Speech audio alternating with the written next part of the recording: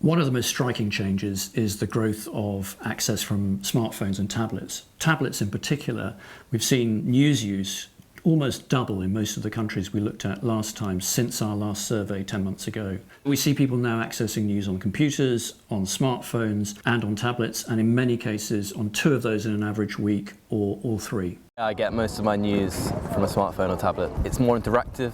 You can press something to play.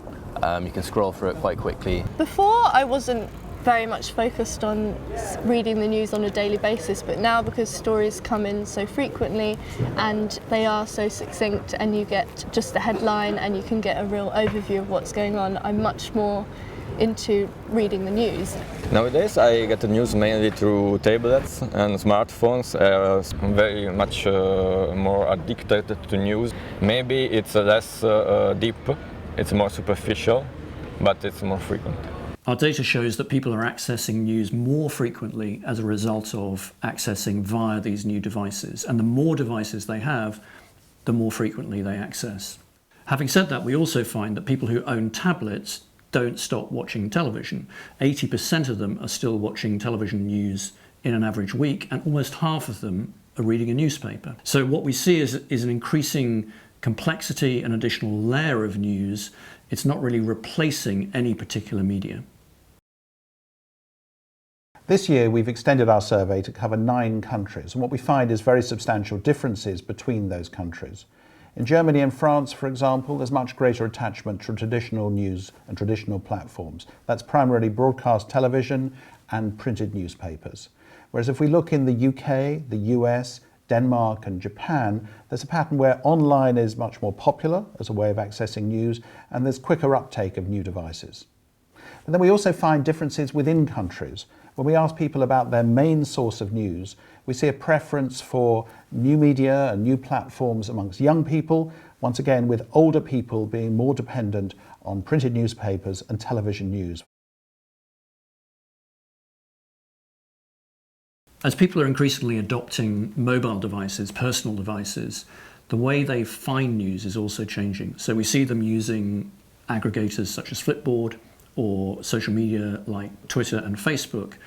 And in that sense, the news is coming to them more often. So instead of going out and searching for news, it's being pushed to them. Social media, you can subscribe to apps on Facebook. You can see what your friends have read. You click through and you see it and you read it. I use social media a lot. All the media houses that they have Facebook pages, I like them, and I follow them on Twitter. So there are journalists I follow. I keep a close eye on who's filing what stories, and that's how I get my news mostly. More widely, we find that news brands are being disintermediated increasingly by big American technology companies like Amazon and Apple and Google. So in France, in Germany, in Italy, it's now search that's the primary way in which people find news rather than brand. And that's having a big impact on the whole business of journalism. One of the surprising findings is the continuing strength of newspapers and traditional media. In our global sample, 50% said they bought a newspaper in the last week, and even more had read a newspaper. That compared with just 5% who'd said they paid for digital news in the same period.